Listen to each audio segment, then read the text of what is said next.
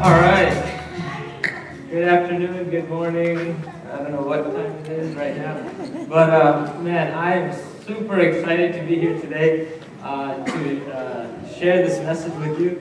This is a message that I've shared in a few different places in New York a few times. And it's a message I love to share because it's all about God. It's all about how awesome, how creative God is. So we're going to have fun. If you don't like numbers, you're not going to have fun. But hopefully your head won't hurt too much. But if your head hurts, it's because God is awesome. And you'll see what I'm talking about. I don't know if you guys know me. By the way, Julie's back there. For those of you that know Julie's here. We just came in last night just to be here with you guys. And man, I'm so glad we came. All these programs are so exciting and funny and it's just so talented. She actually summarized my message when you actually said your first 3 lines. So that was cool. Today's going to be all about creativity. And I don't know if you guys know me at all, but I love engineering. I'm an electrical engineer, but I love engineering things. And is there any other engineers in the building today? All right, there we go. We got a few. Yeah. So guys, I love engineering. Like if I'm driving down the highway and I see a street light, I don't just see a street light. I'm like, oh man, I wonder what kind of metal they use for that street light. What kind of bolts? What size are the bolts? What grade are the bolts? What kind of bulbs are in? I analyze that thing. And everything I see, I'm like, man, how? Why?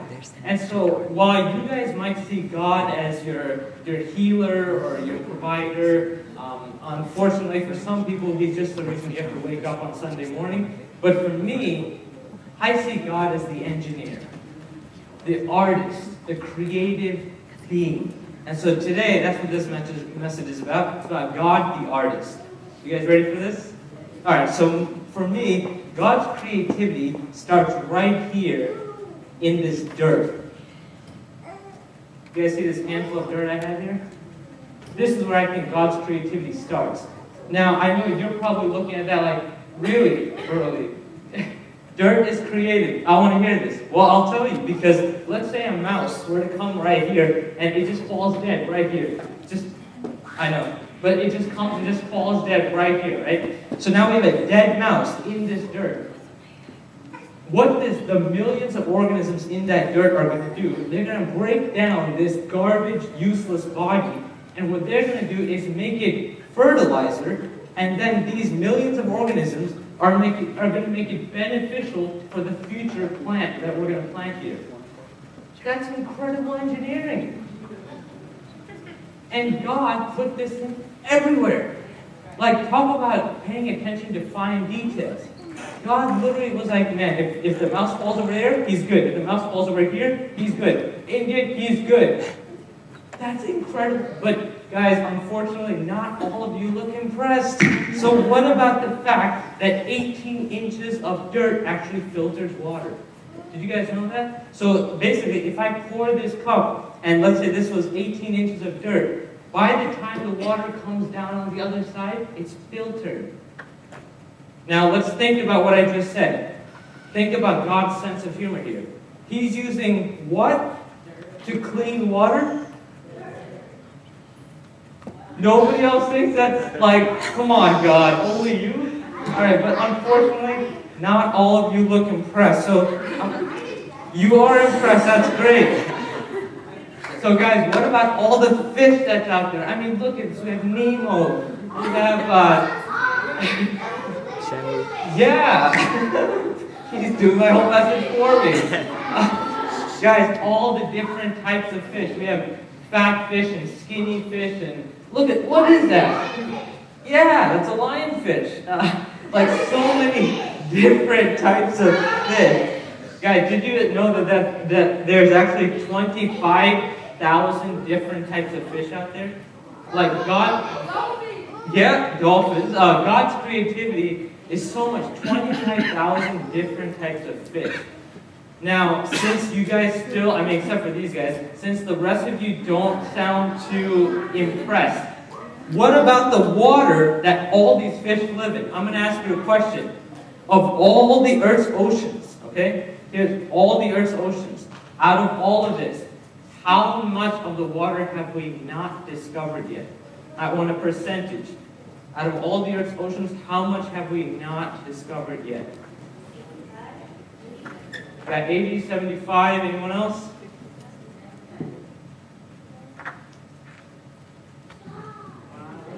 We haven't seen 95% of the Earth's oceans yet.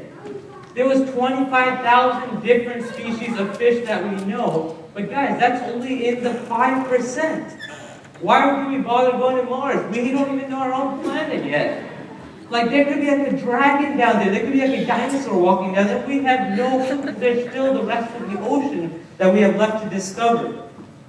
But guys, unfortunately, since you're just looking at me so blank, we're going to move on to bigger works of art. And for this, I'm going to use this illustration as Earth. This is Earth right here, okay? Now, the first thing that I want to talk about is the sun. The sun is so big that if this was Earth, and I know you're right here and India's on the other side, but if this was Earth, the sun would be a ball that goes from here all the way to here. So imagine a ball that big and that high and that wide. That would be the sun if this is Earth. That's a big thing. And we're already not, we're small. But there is the biggest star in our galaxy. It's called VY Canis Majoris. Okay, VY is so big that if this was Earth, VY would be a ball that starts right here and ends in Hobby Airport, 6 miles away. So this is Earth. VY is a ball that starts here and goes all the way 6 miles away to Hobby Airport. So imagine a ball that big, I don't know what direction Hobby is, but that big, that tall, that wide, that's VY. Like, you know that plane that you see all the way up there, that's so small you can barely see it? That's 6 miles high. So imagine a ball that big. And then here's Earth. But guys, that's only one star. This thing is only one star in our Milky Way galaxy. The Milky Way galaxy is so big. Like, VY would just be one of these little tiny dots right here. That could be VY right there. The sun could be all the way over here. In this one galaxy, there's actually 100 billion stars. 100 billion stars in this one galaxy. This thing is so big that if light can go around the Earth 8 times in 1 second. If light took a road trip, started over here, it would take light 100,000 years all the way to get across. That's a huge, huge thing. Now, I'm not telling you all this to bore you or to give you science facts, but I'm pointing to the guy who made all this. But it gets even better. Because in the Milky Way galaxy, there's not just big stars and little stars. There are all different kinds of stars. There are stars called the millisecond pulsars. Millisecond pulsars are a very, very, very small star. They're so small, they're about the size of Manhattan. They're about 7 miles across, and they're super dense, so dense that if you take this much of millisecond pulsars dirt, it would weigh 5 trillion tons. Like, that's the weight of 5 trillion cars would be right here. Just in this size of dirt from a millisecond pulsar. What these things do is they spin really, really, really fast. So let's say this is Earth, right? It would take 1 day for this thing to spin all the way across, right? 1 day. Now, this is how fast a millisecond pulsar spins. Ready? This is how fast a millisecond pulsar spins. This is the size of Manhattan spinning at this speed. I lied. This only spun 20 times in a second. Millisecond pulsar spins 700 times in 1 second.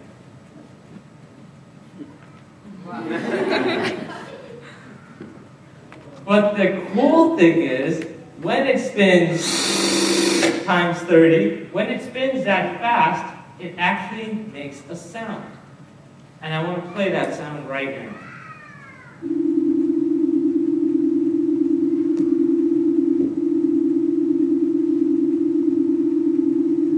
Doesn't that sound like a synth? Or like a special piano sound that people could be playing here?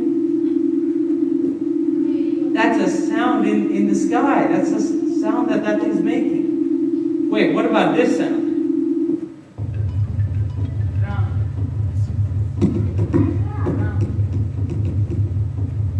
That's a drum beat.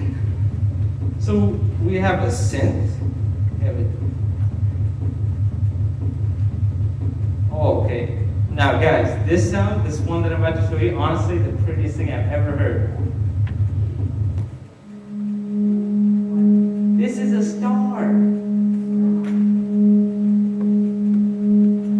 Like, isn't that the most angelic, like, pad? I mean, this is not, again, it's not people playing pads over here anymore. This is a star that's just spinning really fast.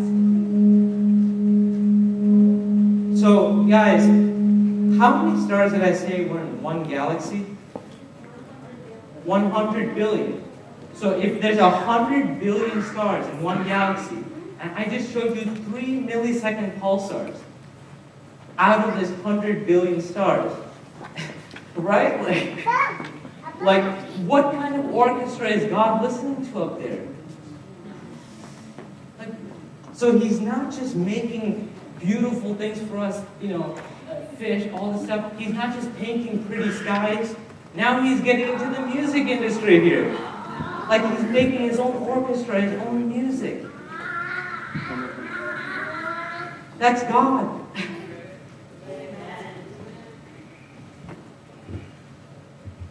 Now, I'm not going to stop there because, actually, Jules, can you bring up that next picture? Okay, this is a picture taken by the Hubble telescope when it stood in one place and took in all the starlight that came in. Now, do you guys know what you're looking at in this picture? Anyone? Okay, so basically what we're looking at in this picture is galaxies. Each one of these little dots, that's a galaxy. And this is another galaxy. Now, how many stars did I say were in one galaxy? 100 billion stars. So that means this big dot right here is 100 billion stars. This little tiny dot right there is 100 billion stars. Guys, in this picture, you're actually looking at 10,000 different galaxies. Just in this one picture.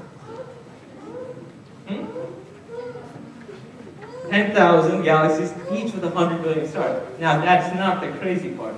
I know your head probably hurts by now, so I'll give it a break. But I want you to think about this because it's going to get a lot worse in about 10 seconds. So let me know when you're ready to move on.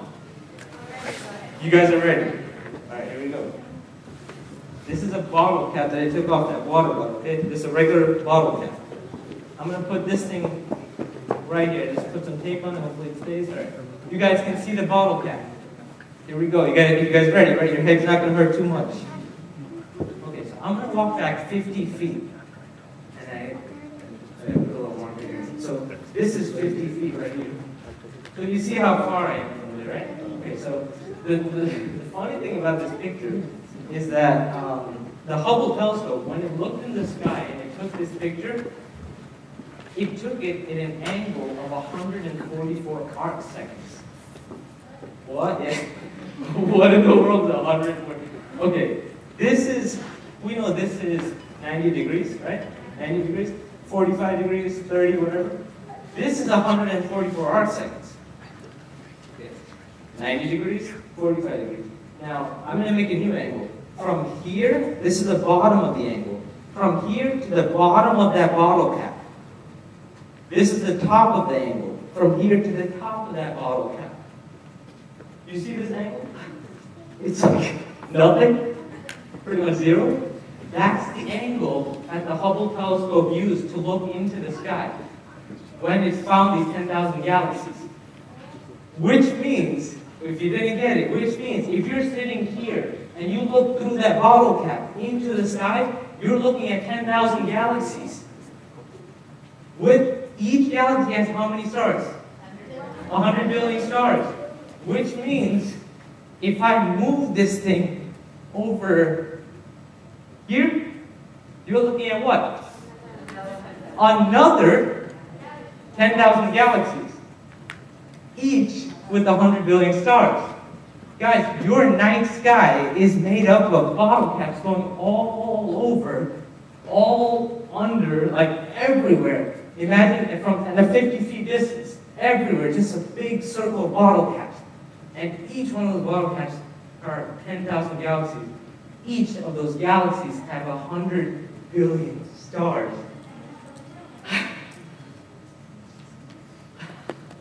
Like, God, why? Seriously, why? Like, I'm not even gonna, forget the music, forget it. Why? We're not even gonna get to see the next galaxy. We're never gonna go there.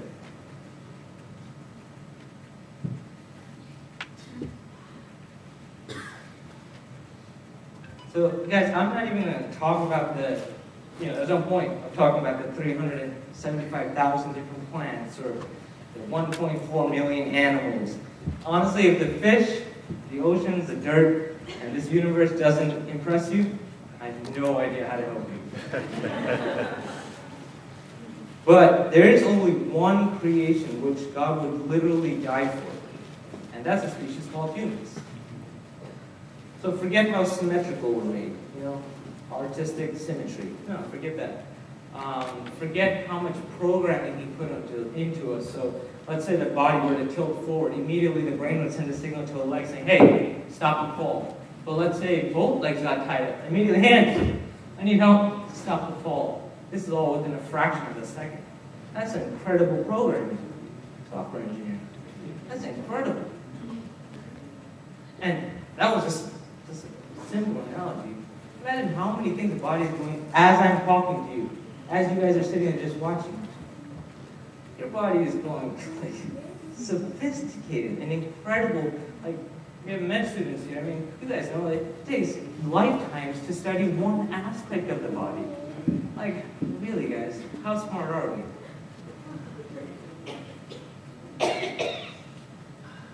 Guys, this is our God. He's the greatest artist, the ultimate in engineering, the best movie script producer that I've ever met. He's so creative. This is awesome. He's so creative that every quarter of a second, he'll make a brand new one of us. 4 times in a second, he'll make a whole new creation of us. Now, this is not someone who's been in this world before. This is not, God could do this. He'd be like, well, let's just reuse a guy from 6,000 years ago. They'll never know. He didn't do any of that. What he does is, hey, when this new baby comes, this new baby has new abilities, new gifts, new character traits, new things that annoy him, new things that bother him. He has new goals, new dreams. It's some new combination. Here you go, another new, unique being. Brand new. Now this baby is designed by God and it's designed for God. You guys know this lady named Kim Walker? Kim Walker from Jesus Culture. It's a band. She's right here. So there was this point in her life where Kim Walker, she felt really useless. She didn't know what the purpose in her life was. And it was at this time that she saw a vision of God sitting behind a table making Kim Walker out of clay. So God was just sitting there making Kim Walker. And once he was done making her, he put her in this little box. Close the box. He opened the box. Kim Walker would start singing and dancing, and God's face just lit up. God was so excited that this Kim Walker now is singing and dancing for him. Just overjoyed like a little kid, like, wow. But then he would close the box. he would open it again. And like as if nothing ever happened before, like, whoa, Kim Walker, you're singing and dancing for me. Wow. Overjoyed, like a little child. Like, thank you. Just super excited that this creation is now just worshiping him.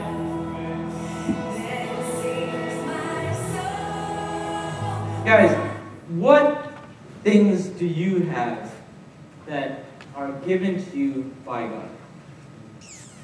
Like, what has God given you? Remember this baby that came out? When he came out, when you came out, like, what is this package? All these packages sitting in front of me, like, who are you guys? Like, what kind of combination are each one of you are very unique and very special. I don't care what the world has made you into, but you are initially your own person. Every single one of you. I mean, you guys have been through life for years. And so because of all the struggles you've been through, because of the cultures you're a part of, there's certain things that you start to all look and act together. But no. There's still an individuality in each one of you guys. And I want to know what that is. Like, I'm really curious. Because it's like, wow, this God of just extreme creativity made you. So you have to be special. So actually, can we take a minute right now for you guys to just think about that? Like, think about, man, what gifts do I have?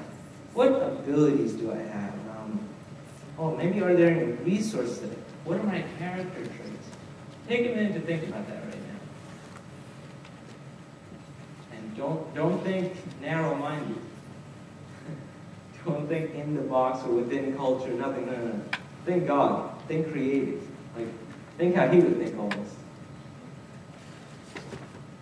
So, for now it doesn't have to be a long list, but just think of something like, okay, this is straight up what God put in me, what God gave me. Everyone have some kind of thing that you can think of? Could be. I'm trying to take your time, so, assuming you have something, I want you to think about, okay, let's say you have this thing. Okay, I play drums. That's a thing that I love ever since I was small. But something that for me, something that was out of the box was my love for trucks. My love for 18-wheelers. I kid you not, when I was 5 years old, what I would do is I would put books on the floor and make it like a little city where I think I have a video of it actually, but I would make like a little city, yeah, for the truck to drive through. And I would be on top of the truck trying to make the turn, and oh man, I made the turn. It was just my childhood passion. And for years, I grew up with this passion. And I know all of you are looking at me like, get to the point, bro. What does 18-wheelers have to do with God? Really, come on. Think outside the box, think God mode. Think creative God. He's not looking for singers and preachers. Think way outside the box. Think game of Tetris, think Xbox, think basketball, think bending metal, I don't know. Think outside the box. Trucks. For me, I love trucks. I've always loved trucks to the point where when I was 16 years old, I joined a band called the Up After. And I was part of this band. It was my own ministry that me and my brother pretty much started. And what my job was, well, before I say that, the band needed to get from point A to point B, and we happen to have a lot of instruments, sound gear. We can't drive in a Corolla. we need some kind of truck or trailer or something. Now, if you have a truck or a trailer, would you really ask the website guy to get you from point A to point B? Would you ask the marketing guy or the band manager to get you or the nurse? No. But would you ask the guy who loves trucks? Yes, because the guy who loves trucks also loves to do the oil change, loves to check the tires, loves to make sure the belts are still on. There's no squealing, squeaking, grinding, nothing. Nobody else cares about any of that. But what they care about, they need to do. What he cares about, he needs to do. What I care about, I need to do. And so my job in the band, besides playing drums, was to get this ministry from point A to point B so they can do what they have to do. I'm just going to be faithful and try to do that. That's it. So guys, again, I urge you, God is a God of extreme creativity. I mean, that's an understatement. Now, how he's made each one of you, I'm really curious, and I'm really excited to find out. So I would urge you, in your own time, just to figure it out. If you need some help, actually what we did in New York was we did a whole meeting. We had like 200 kids there. We did a meeting where we had everyone had like a little, like a clipboard kind of thing, and we had like a categories of character traits, strengths, weaknesses, resources, abilities, everything. And everyone just took some time to write, this is what God's given me. It's not, hey, this is who I am, I'm bragging. It's, no, this is how God made me. Not a brag. Straight up, it's not mine. And guys, when you look at it, you're like, wow, okay, God has given me a lot to work with. Now, how can I start using this for Him? How can I start using this for Him? How can I use this to make God happy? And all of a sudden, life has purpose. So, that's what I wanted to share with you guys. I hope you were inspired by God's awesomeness and creativity and everything. That's it.